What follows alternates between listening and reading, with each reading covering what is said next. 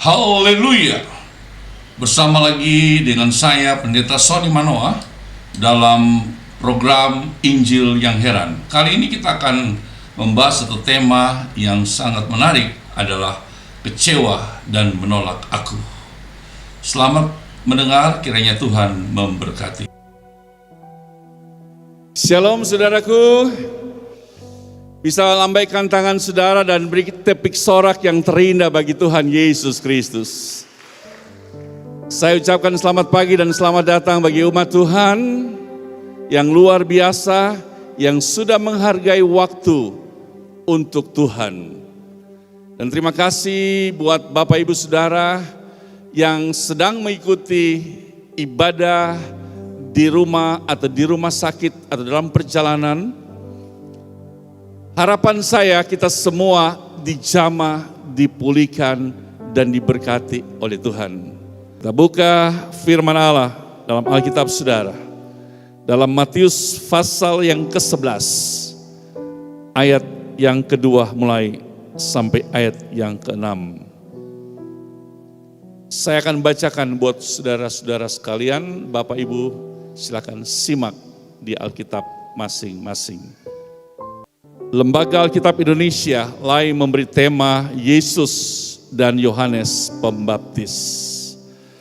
Saudara simak, saya akan baca keseluruhannya. Di dalam penjara, Yohanes mendengar tentang pekerjaan Kristus. Lalu menyuruh murid-muridnya bertanya kepadanya, "Engkaukah yang akan datang itu? Atau haruskah kami menantikan orang lain?" Yesus menjawab mereka, "Pergilah dan katakanlah kepada Yohanes apa yang kamu dengar dan kamu lihat. Orang buta melihat, orang lumpuh berjalan, orang kusta menjadi tahir, orang tuli mendengar, orang mati dibangkitkan, dan kepada orang miskin diberikan kabar baik. Dan berbahagialah orang yang tidak menjadi kecewa dan menolak aku." Demikian jauh pembacaan firman Allah. Ada satu kisah yang cukup menarik dari cerita ini, di mana seorang yang bernama Yohanes Pembaptis. Siapa yang tidak kenal dia, Yohanes Pembaptis? Dia orang yang sangat hebat, saudara. Alkitab mencatat bahwa dia sudah dinubuatkan dari perjanjian lama, dan dia adalah seorang hamba Tuhan luar biasa. Dan tugas dari Yohanes Pembaptis untuk menyuarakan, mempersiapkan jalan bagi Yesus. Amin, saudara. Luar biasa. Tugas yang bukan gampang, saudara. Satu tugas yang begitu berat. Ketika dia dilahirkan di muka bumi ini, sudah dipersiapkan bahwa dia akan meluruskan jalan ketika Yesus datang ke muka bumi ini. Bayangkan, saudara. Sepertinya kalau ada presiden mau datang, itu orang begitu persiapan, begitu hebat, saudaraku. Dia seorang diri, saudaraku. Dia menyuarakan suara di padang gurun, "Luruskanlah jalan bagi Tuhan." Luar biasa. Dia berkhotbah melayani dari satu tempat ke tempat yang lain untuk mempersiapkan ketika Yesus datang nanti, bahwa mereka sudah siap untuk menerima kabar sukacita itu. Saudara, begitu hebat Yohanes Pembaptis. Sampai dia sendiri menyaksikan ketika Yesus datang, dia bilang apa? Untuk membuka tali kasutnya, "Aku tidak layak." Segitunya, saudaraku. Dan apa jadi saudara? Ketika dia membaptis Yesus, dia menyaksikan sendiri langit terbuka. Dan ada Roh Kudus turun. Ada suara berkata, inilah anakku yang kukasihi, kepadanya aku berkenan. Bisa berikan tepik sorak bagi Tuhan. Raja di atas segala raja. Woo! Haleluya. Inilah anakku yang kukasihi, kepadanya aku berkenan. Siapakah Yohanes Pembaptis? Dia manusia sama dengan saudara dan saya. Dan saudara, ending dari cerita ini,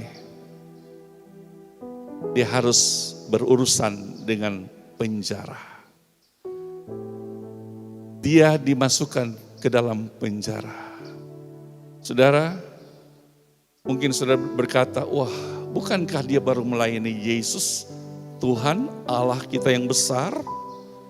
Kenapa dia harus masuk penjara? Dan di dalam penjara, saudaraku, dia mulai menyuruh, dia punya murid-murid untuk bertanya.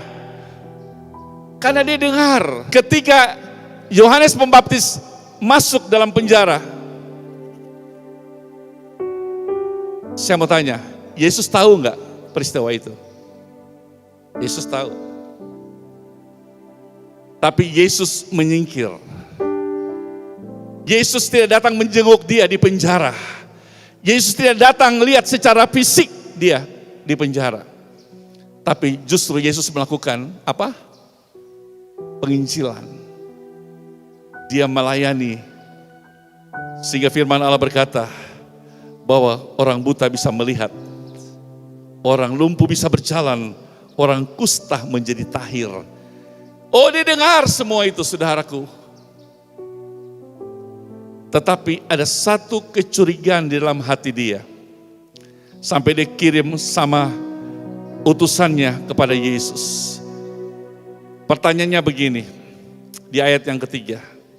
Lalu menyuruh murid-muridnya bertanya kepadanya, engkaukah yang akan datang itu, atau haruskah kami menantikan orang lain? Padahal saudara, dia sudah dapat visi yang jelas. Yesus yang dia baptis itu sudah, tidak ada orang lain. Tapi ketika dia sudah melakukan visi itu, dia bingung. Mengapa Yesus tidak datang lihat dia? Sepertinya ada miskomunikasi di sini, saudara. Sepertinya. Tetapi nanti saudara lihat apa sebenarnya rencana Tuhan. Bapak, Ibu, saudara-saudara yang dikasihi Tuhan. Yesus menjawab apa? Pergilah dan katakanlah kepada Yohanes apa yang kamu dengar dan apa yang kamu lihat. Haleluya. Ada amin, saudara? Katakan kepada Yohanes apa yang kamu lihat, apa yang kamu dengar dari penjara. Orang lumpuh bisa berjalan. Banyak yang buta bisa melihat. Orang-orang kusta yang begitu banyak jadi tahir semua, saudaraku. Banyak orang diselamatkan. Itu sudah berarti tidak ada yang bisa bikin seperti itu. Tidak ada yang pernah buat seperti itu. Hanya Dia, Tuhan Yesus Kristus. Haleluya. Seharusnya Yohanes mengamenkan. Oh ya, berarti betul sudah. Tidak ada lagi pertanyaan seperti ini. Dan saudara, ayat yang ke-6, perhatikan, ini yang menjadi tema kita pada pagi hari ini. Dan berbahagialah orang yang tidak menjadi kecewa. Atau pasti dia punya keluarga kan? Loh, kok dia urus Yesus, kok Yesus gak perhatikan dia? Pasti dia kecewa berat, saudara, di penjara. Dia sudah berkhotbah, bertahun-tahun mempersiapkan jalan untuk Yesus. Akhirnya ending, dia harus masuk ke dalam penjara. Bahkan dia akan mati secara sahid, saudara. Sadis. Mungkin kau berkata, saya sudah melayani Tuhan. Saya sudah memberikan perpuluhan. Saya sudah aktif di gereja. Saya seorang yang pemain musik, pelayan altar. saya lakukan apa saja untuk Tuhan. Tapi kenapa saya selalu sakit? Mengapa saya harus menderita begini? Mengapa saya harus begini, dan begini? Saya mau katakan saudara, ikuti Tuhan, tidak semua doamu dijawab. Tadi kata pujian, tapi Tuhan punya waktu yang tepat untuk menjawab doa-doa saudara. Yang setuju katakan amin. Kemarin ketika kami doa pagi subuh 4:30, ada seorang hamba Tuhan dari Lereh. Dia bersaksi sambil menangis. Saya tatap suaminya hancur. Dia baru saja pengembalaan kurang lebih 1 tahun lebih. Saudara tahu? Apa ya? Maaf bicara saudara, dia mengalami perdarahan beberapa minggu.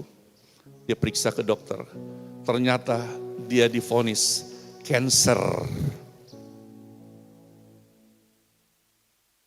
Suaminya bilang, apakah ini jawaban Tuhan? Saya bilang, apa yang Tuhan buat tidak pernah salah. Lu dia gembala, saya tahu. Saya juga gembala. Lu dia hamba Tuhan, saya tahu. Bukan berarti kita sudah melayani Tuhan. Bukan berarti kita sudah beri semua untuk Tuhan. Dan kita luput dari semua masalah. Tidak. Tuhan izinkan itu terjadi supaya lihat motivasi saudara dalam pelayanan. Kalau mama gembala, Tuhan boleh sembuhkan dari kanker.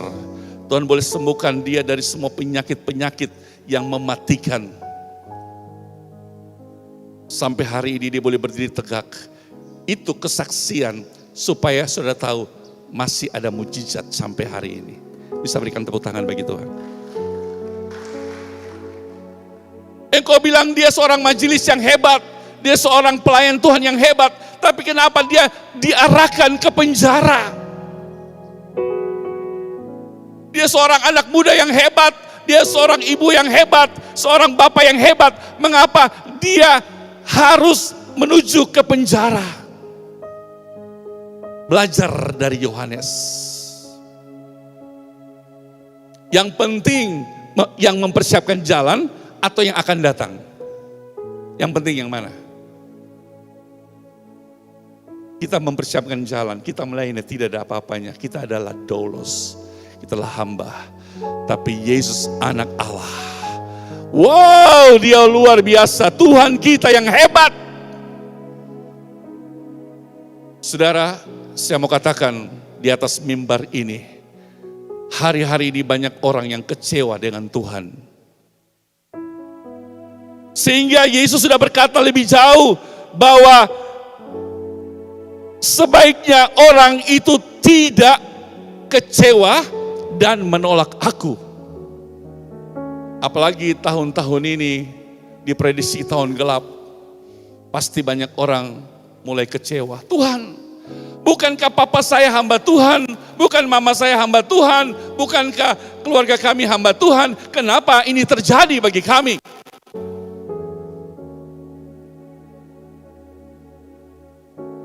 Tuhan sedang izinkan itu terjadi buat saudara dan saya. Kemarin waktu hari Jumat, hamba Tuhan dan jemaat sedang berdoa puasa. Saya tidak bisa turun dari tempat tidur. Kedua kaki saya injak lantai saja, saya berteriak setengah mati, saudara. Saya ikuti doa dari rumah, dari tempat tidur. Saya bilang, Tuhan, saya ini gembala. Masa cuma berapa meter saya tidak bisa datang ikut ibadah? Tidak bisa, saudara. Tuhan kasih ayat ini, saudara. Kau siapa? Kau cuma gembala. Ini Yohanes. Dia hamba Tuhan yang luar biasa mempersiapkan jalan untuk Yesus, untuk Tuhan. Ending masuk penjara. Saya cuma sakit saja, kecil. Aduh Tuhan, ampuni saya Tuhan, ampuni saya. Saya minta ampun saudara. Seorang ibu janda datang doakan saya. Ama Robert datang berdoa dalam nama Yesus, Tuhan jamah. Bapak Gembala, dengan kekuatan doa itu, Bapak Gembala besoknya bisa doa subuh. Jam 4 kami sudah doa. Padahal saya tidak bisa turun dari tempat tidur. Tapi oleh kemurahan Tuhan. Jadi sehat, lapar, kenyang, sakit, setiap orang harus mengucap syukur. Katakan kiri kanan, mengucap syukur. Tidak perlu kita ngomel, tidak perlu kita bicara apa-apa. Kalau saudara mulai kecewa, ingat Yohanes.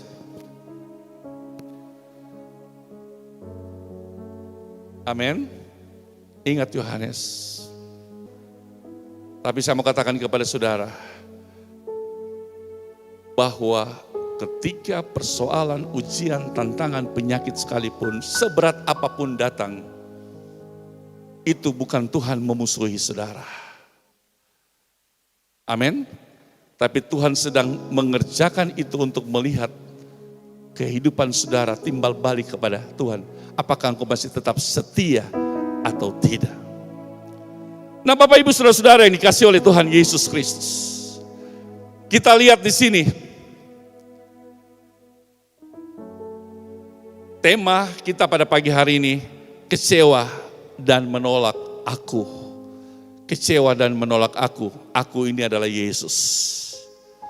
Dalam Matius 11 ayat 6. Dan berbahagialah orang yang tidak menjadi kecewa dan menolak aku. Saudara, menolak, kecewa dan menolak dalam bahasa asli dipakai kata skandaliso. Skandaliso ini adalah batu sandungan. Dia punya pengertian yang pertama.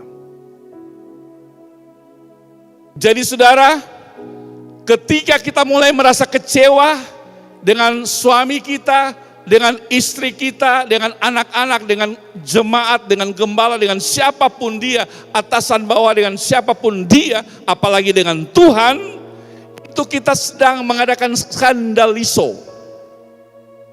Kita sementara skandaliso, sementara kekecewaan datang dalam kehidupan saudara.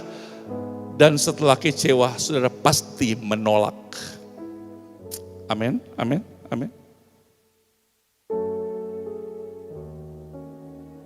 Saudara, pengertian yang pertama dari skandaliso adalah batu sandungan. Kalau saya perhatikan dari KBBI, Kamus Besar Bahasa Indonesia, batu sandungan itu adalah dia menjadi rintangan. Itu dia.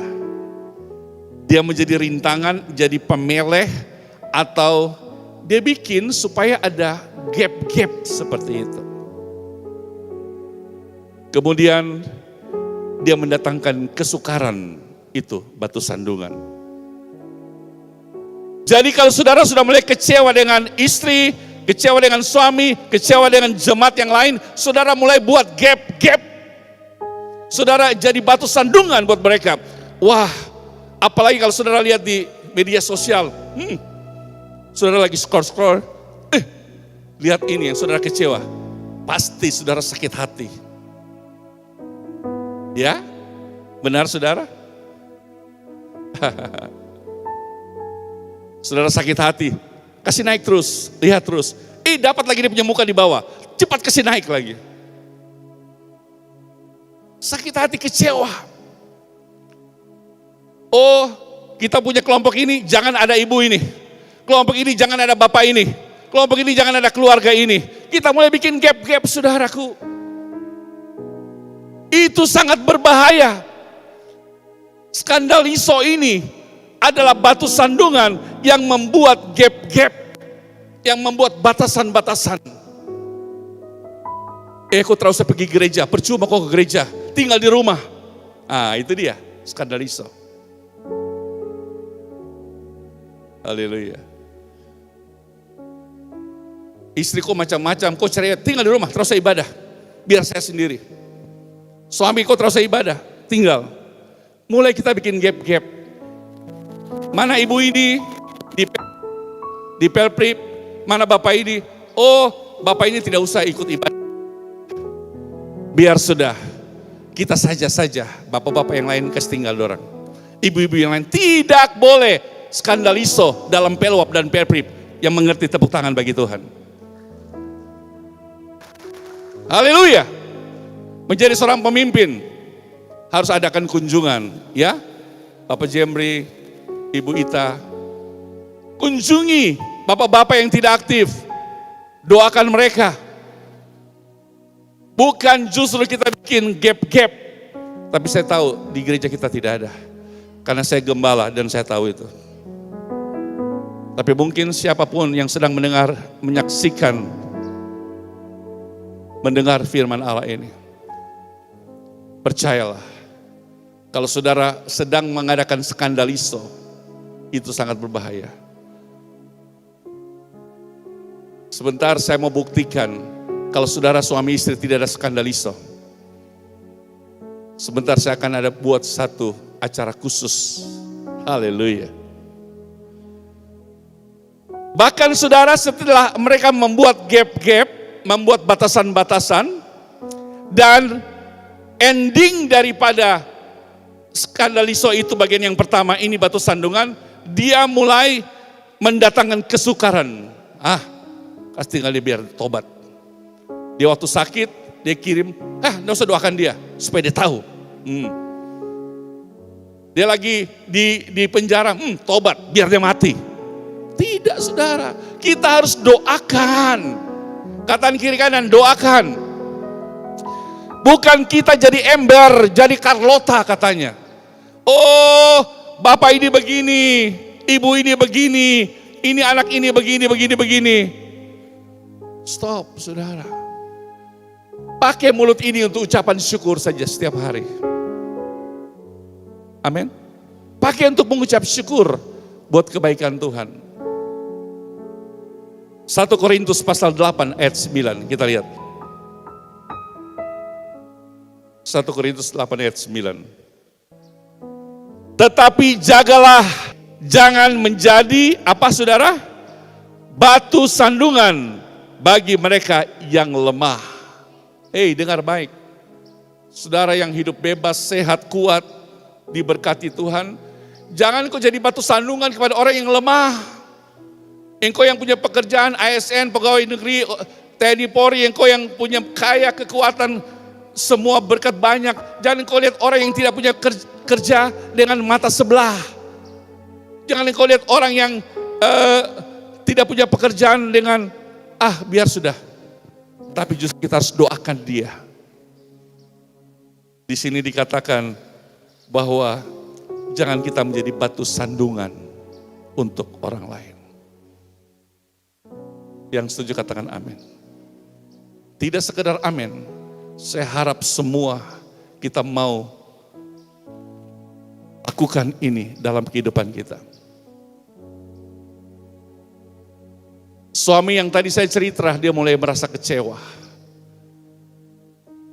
Istrinya yang menjadi seorang gembala, tapi divonis kanker. Saya bilang, Bapak harus kuat. Bukan berarti gembala hamba Tuhan tidak bisa sakit. Bisa sakit. Bukan berarti majelis tidak bisa sakit.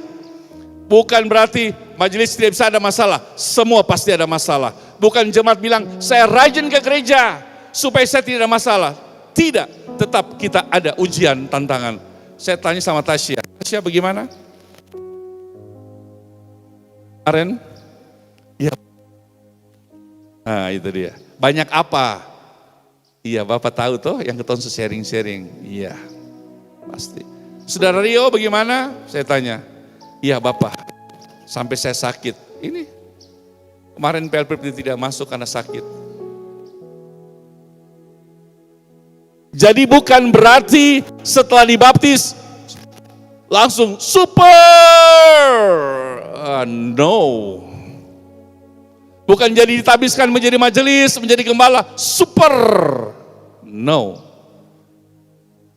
Yohanes Pembaptis endingnya di penjara dan mati, kepala dipenggal. Jadi bagaimana? Mau tetap setia sama Yesus? Mau tetap setia sama Yesus? Katakan sekali Yesus tetap Yesus. Katakan sekali Yesus tetap Yesus. Iya. Bagian yang kedua dari skandaliso. Pengertian yang kedua dari skandaliso kita buka di dalam Markus pasal 14 ayat yang ke-27. Haleluya. Mari saudara kita perhatikan baik.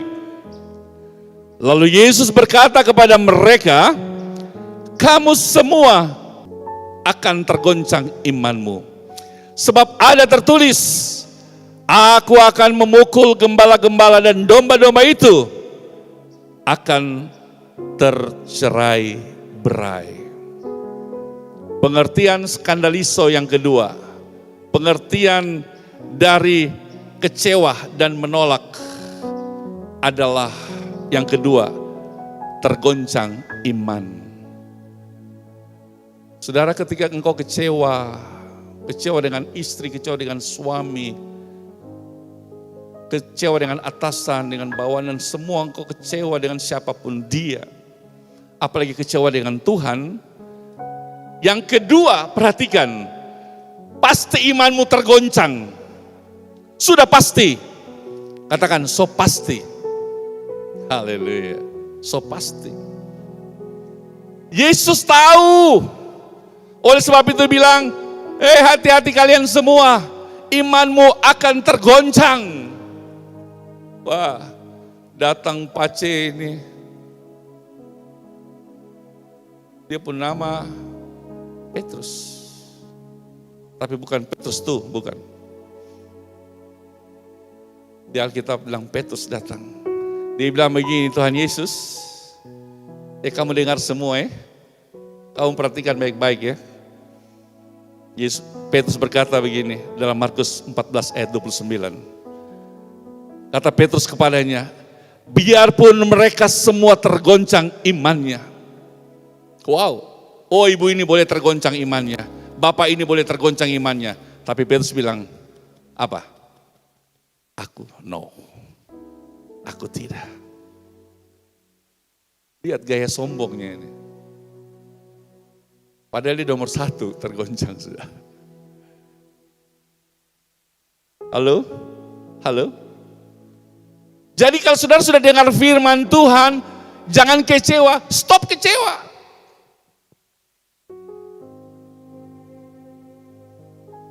Kenapa enggak ibadah? Aduh, saya kecewa dengan ibu ini. Kenapa enggak ibadah? Aduh, saya kecewa dengan suami. Stop kecewa, saudaraku.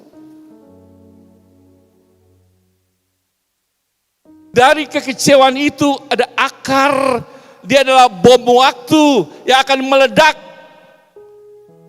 menjadi imanmu tergoncang.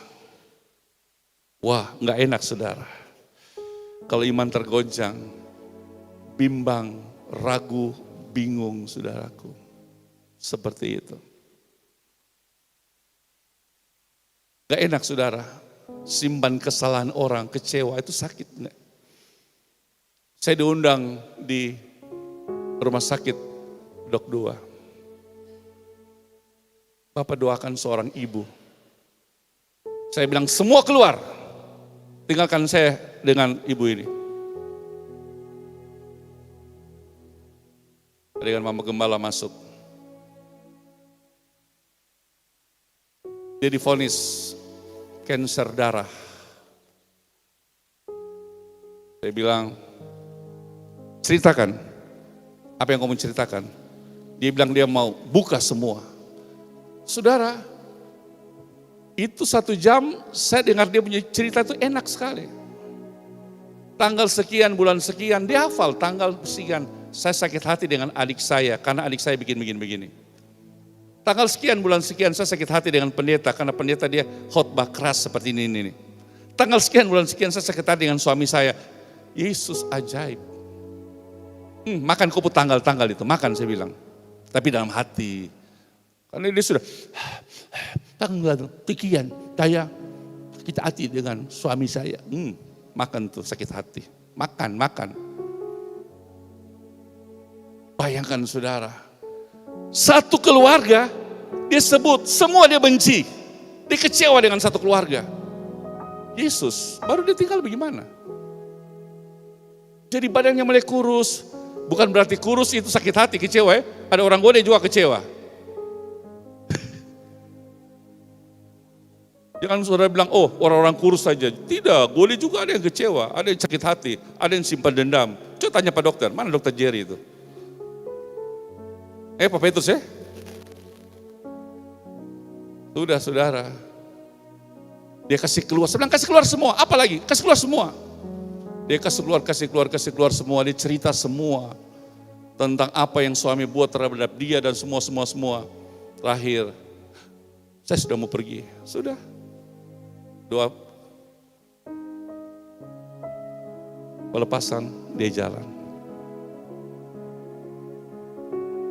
Saya bilang gak enak. Orang yang simpan dendam, kecewa, sakit hati, itu gak enak. Katakan kiri kanan, gak enak bro. Mbak bro, gak enak. Pemirsa di rumah, yang sedang mengikuti ibadah, jangan pernah kau sakit hati, simpan dendam, kecewa apalagi. Ya. Saya tidak tahu saudara, kalau Yohanes tidak dipenggal, tidak mati, mungkin dia akan kecewa seumur hidup dengan Yesus. Tapi ini sudah cara yang Tuhan buat dan harus dia mati seperti itu. Tapi nanti saudara kalau di surga bertanya, yo, kok waktu itu kok kecewa atau tidak?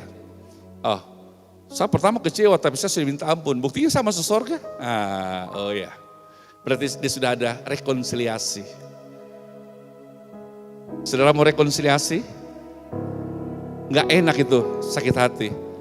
Apalagi kalau dia punya muka di medsos, media sosial. Orang ini. Haleluya. Dia medsos tidak salah, yang salah saudara. Dengar dia punya suara lewat, sakit hatinya luar biasa, kecewa berat. Mari pagi hari ini angkat roh kekecewaan itu, supaya imanmu tidak goyah.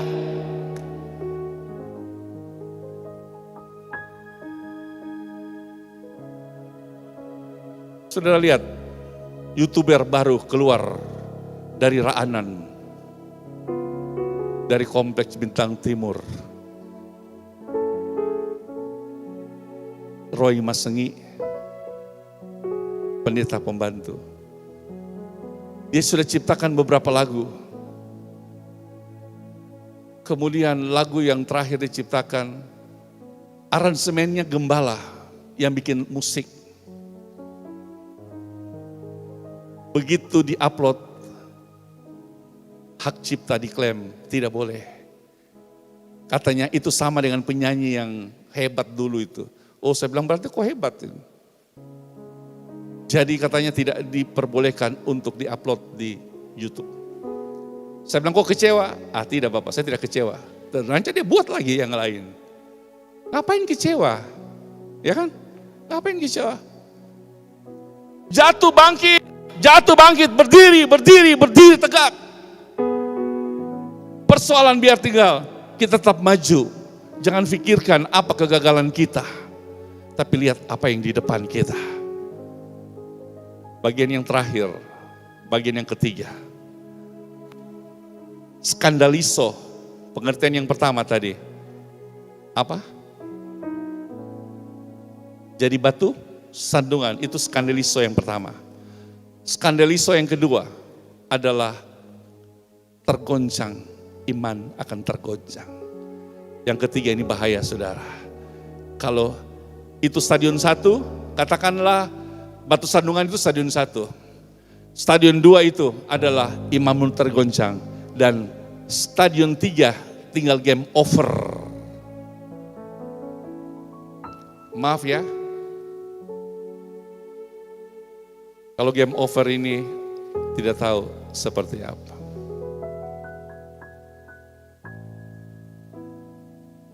Saya tidak perlu sebut siapa namanya. Ada seorang bapak saya tanya, kenapa tidak beribadah? Dia bilang, percuma bapak saya ke ibadah.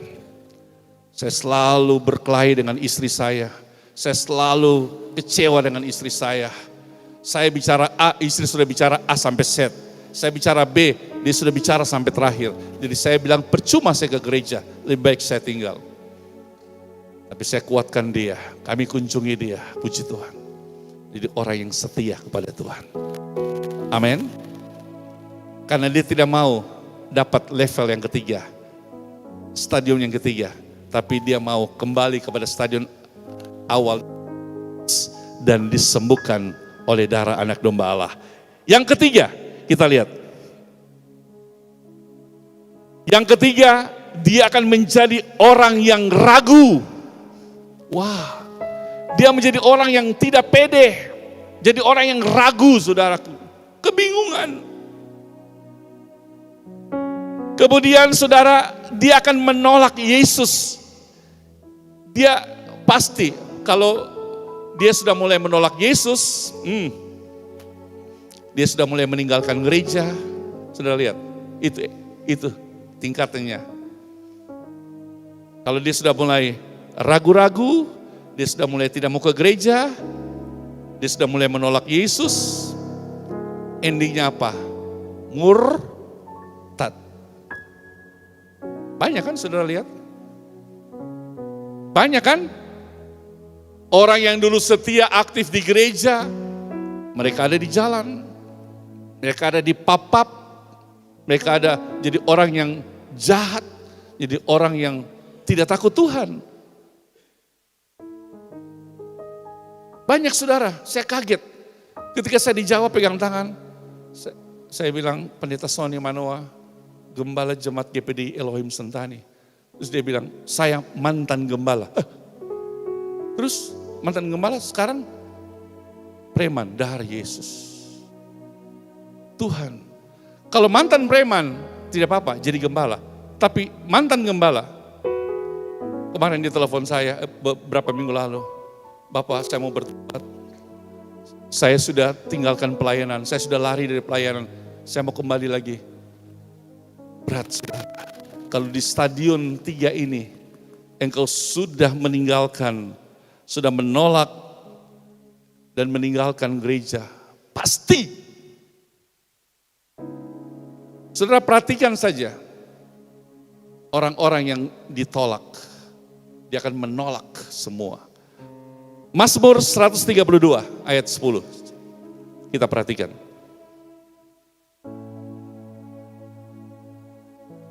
Mazmur 132 ayat 10. Oleh karena Daud, hambamu, janganlah engkau menolak orang yang kuurapi. Haleluya. Saudara, kalau engkau sudah mulai menjadi skandaliso yang pertama, engkau jadi batu sandungan, imanmu yang kedua, imanmu sudah tergoncang, yang ketiga, engkau pasti menolak orang-orang yang diurapi oleh Tuhan. Engkau pasti menolak hamba Tuhan datang, kau tolak dia. Majelis datang, kau tolak dia. Kenapa? Zona yang ketiga ini sungguh berbahaya. Kata nenek itu berbahaya. Haleluya. Tapi ini kata firman Allah. Jangan engkau mengusik hamba-hamba Tuhan. Jangan engkau menolak orang yang diurapi oleh Tuhan. Bolehkah kita berdoa? Oh, enggak usah berdoa. Nah itu. Apalagi, bror, teman, kawan, boleh kita berdoa? Enggak usah. Saya enggak perlu kepuja doa, tutup.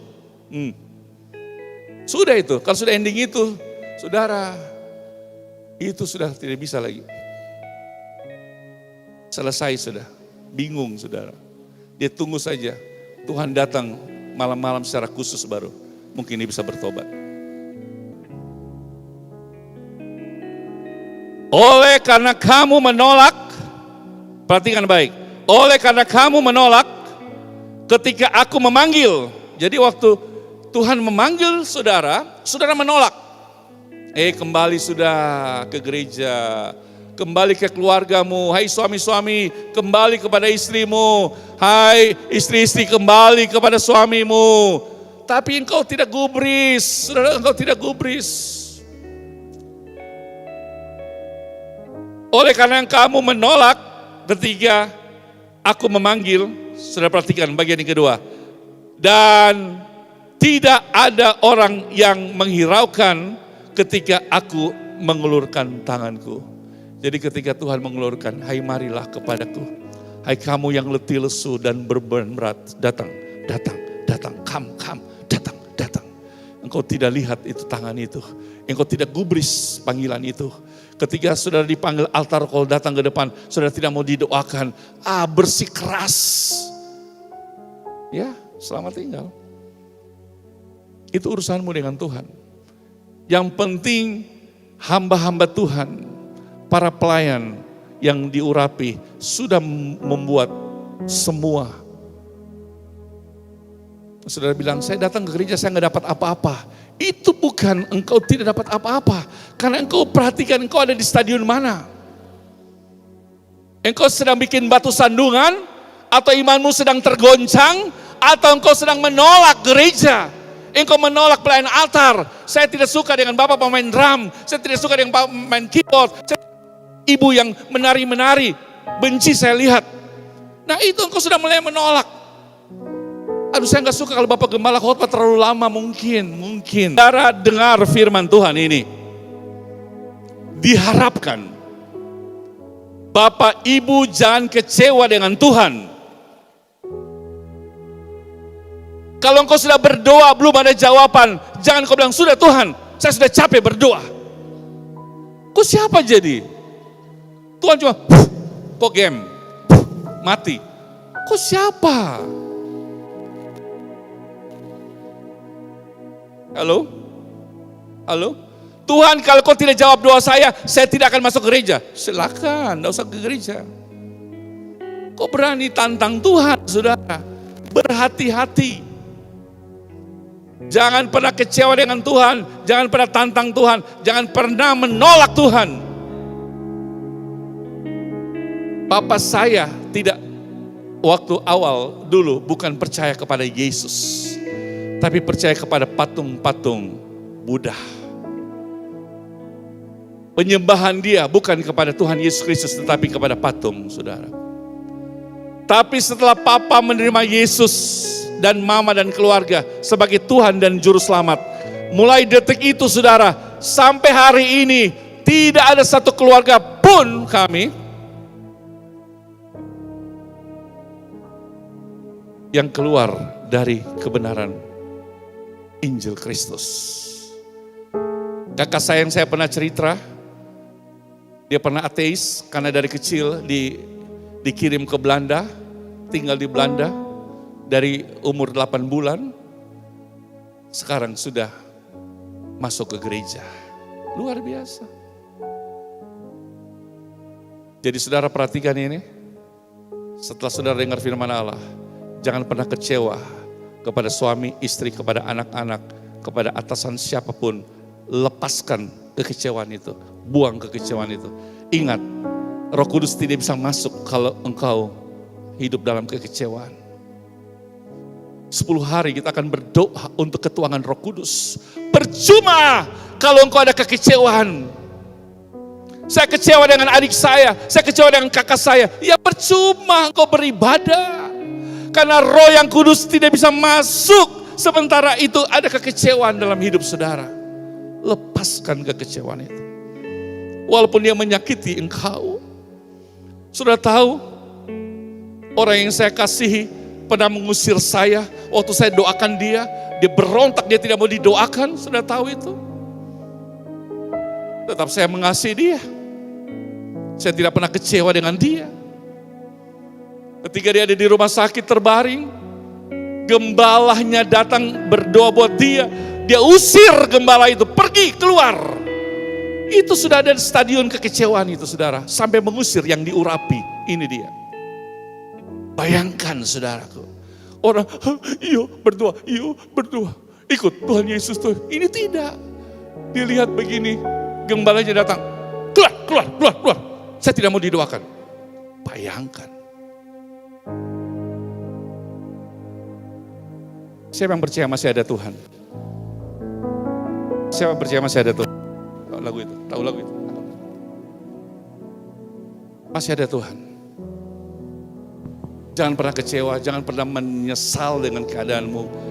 Saudara yang kecewa, kenapa saya datang di Papua? Saudara, kenapa saya kawin dengan laki-laki ini, dengan perempuan ini? Kenapa saya punya anak seperti ini? Tidak usah kecewa. Enjoy. Nikmati hidup. Kenapa saya punya jawaban belum datang? Tetap ada dalam rel kebenaran. Amin. Haleluya. Saya mengasihi saudara. Mari kita mengasihi Tuhan. Sampai ada perkataan, sabaslah engkau hambaku yang setia. Mari masuk kepada perjamuan kudus. Mari kita lakukan puji. Masih ada Tuhan. Haleluya. Masih ada kuasa tak terbatas. Dia pencipta semesta. Dia juga sanggup mengubah hidupmu sekarang.